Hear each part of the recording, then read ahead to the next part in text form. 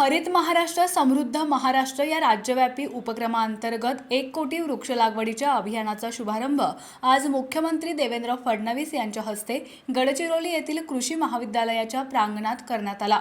या प्रसंगी मुख्यमंत्री यांनी स्वतः आंब्याचं झाड लावून वृक्षारोपणास सुरुवात केली। पहिल्या टप्प्यात 40 लाख वृक्ष लागवडीचं उद्दिष्ट निश्चित करण्यात आलं असून पर्यावरण संवर्धन आणि जैवविविधतेच्या दृष्टीने हा उपक्रम अत्यंत महत्त्वाचा आहे असं मुख्यमंत्री देवेंद्र फडणवीस यांनी यावेळी सांगितलं। कार्यक्रमावेळी परिसरात कडक सुरक्षा व्यवस्था ठेवण्यात आली होती। पोलीस दलाच्या चोख बंदोबस्तामुळे संपूर्ण कार्यक्रम सुरळीत पार पडला। त्यातले पहिल्या 40 लाखाचं आज आम्ही सुरुवात केलेली आहे। यावर्षी 40 लाख आणि पुढच्या वर्षी 60 लाख जिल्हा प्रशासनाच्या वतीनं जिल्हाधिकारी आणि संपूर्ण प्रशासन याच्याकरता कार्यरत आहे।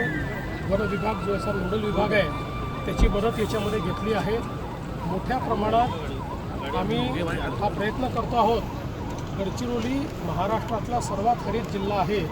हा आपल्याला देशातल्या सर्वात हरित जिल्ह्यांपैकी एक करता येईल का, अशा प्रकारचा आमचा प्रयत्न आहे। सर, 2 आत्मसमर्पित नक्षल जे कुटुंब आहेत त्यांचे पीडित कुटुंब त्यांना नोकरी देण्यात आली। थेट पोलीस भरती तो पहिल्यांदा नोकरी आहे। काय असं आहे की जे नक्षल पीडित आहेत त्यांच्या पाल्यांना पोलीसमध्ये नोकरी देण्याच्या संदर्भात आपल्या सरकारने निर्णय घेतला होता आणि 23 लोकांना अशा प्रकारे नोकरी दिलेली आहे। त्यातल्या 2 लोकांना आज प्रातिनिधिक स्वरूपात मी हे पत्र त्यांना हँडओव्हर केलेलं आहे।